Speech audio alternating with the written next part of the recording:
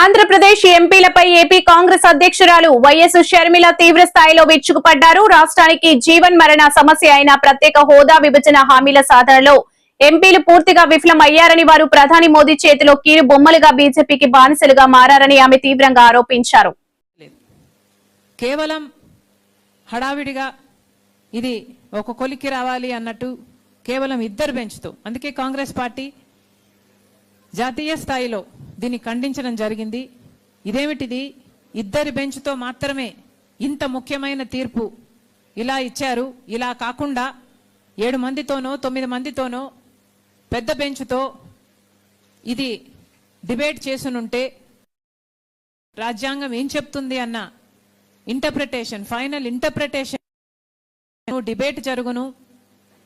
Constitution గార్డియన్స్గా కూడా వాళ్ళు వ్యవహరించాలి అన్న విషయాన్ని మర్చిపోయి చేసినట్టుగా కనిపిస్తుంది. ఎందుకంటే కాన్స్టిట్యూషన్ స్పిరిట్ని ప్రొటెక్ట్ చేసినట్టుగా ఇది కనిపించటం లేదు, ఇంటర్ప్రిటేషన్ జరిగినట్టుగా కనిపించటం లేదు.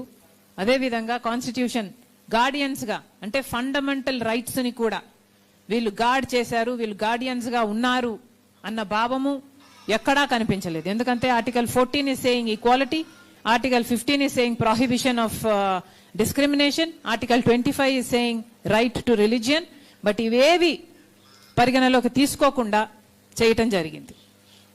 క్లియర్లీ మనందరికీ తెలిసిన విషయం, దెర్ ఈస్ అ కాన్స్టిట్యూషన్లోనే there is a clear conflict between article 341 schedule caste and article 14, 15 and 25. ఒకే రాజ్యాంగంలో ఒకే కాన్స్టిట్యూషన్లో ఇలా కాన్ఫ్లిక్టింగ్ ఐడియాస్ ఉండడం వల్లనే ఇది, అందుకే సుప్రీంకోర్టు ఒక క్లాస్ని అప్హోల్డ్ చేసింది, ఒక క్లాస్ని అప్లై చేసింది, మిగతా కాన్స్టిట్యూషన్లో ఉన్న ఫండమెంటల్ రైట్స్తో సహా అన్ని తుంగలో తొక్కడం జరిగింది. కాబట్టే దీని మీద డిబేట్ జరగాలి.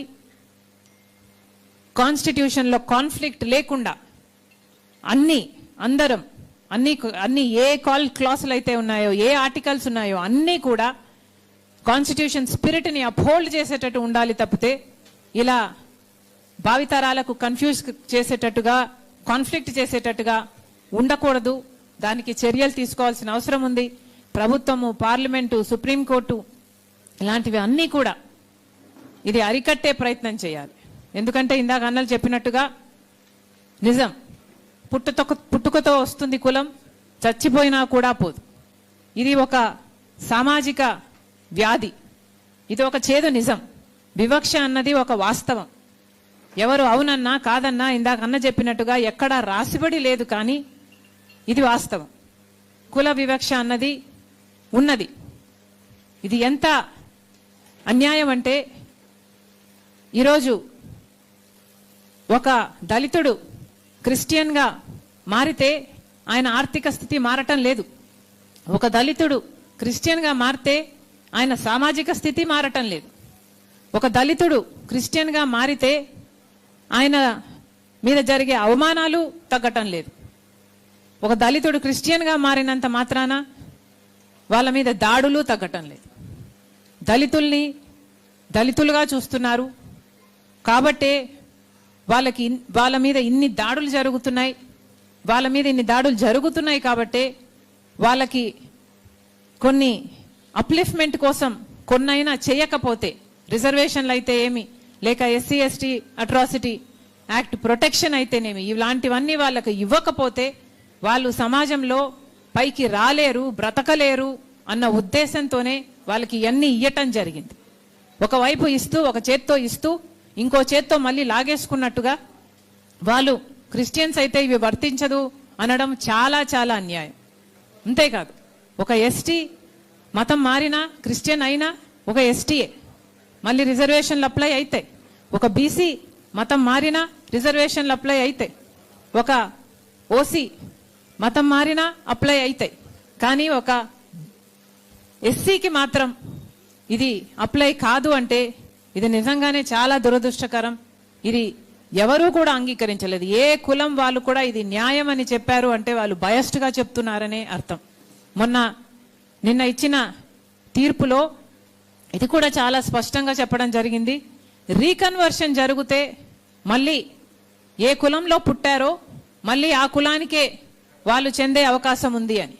అంటే సుప్రీంకోర్టే ఒప్పుకుంటున్నట్టు కదా, కులం అన్నది పుట్టుకతో వస్తుంది అని వాళ్ళంతకు వాళ్ళే ఒప్పుకున్నట్టు అయింది. ఎందుకంటే మళ్ళీ రీకన్వర్షన్ అయినా కన్వర్షన్ అయినా మళ్ళీ పుట్టిన కులానికే పోతారు అంటే పుట్టుకతో కులం వస్తుందని సుప్రీంకోర్టే ఒప్పుకున్నట్టు అయింది. అంతేకాదు, దీంట్లో అసలు నాస్తికుల పరిస్థితి ఏమిటి? పారాగ్రాఫ్ 3లో క్రిస్టియన్స్, సిక్కులు, బుద్ధిస్టులు వీళ్ళ ముగ్గురినే చేర్చారు అంటే వీళ్ళు మాత్రమే ఎస్సీలుగా పరిగణించాలి అంటే మరి నాస్తికుల పరిస్థితి ఏమిటి? అంటే ఎస్సీగా పుట్టిన వాళ్ళు, దళితులుగా పుట్టిన వాళ్ళు నాస్తికులుగా ఉండే హక్కు కూడా లేదా? ఎవరిని నమ్మకుండా ఉండే హక్కు కూడా లేదా? ఎవరిని నమ్మాలో కూడా కాన్స్టిట్యూషనే నిర్ణయిస్తుందా? ఇది ఎక్కడి విచిత్రం? నిజంగానే ఇది ఖండించతగినదే. నిజంగానే ఎవరూ కూడా దీనికి ఒప్పుకోరు. ముఖ్యంగా మన రాష్ట్ర విషయానికి వస్తే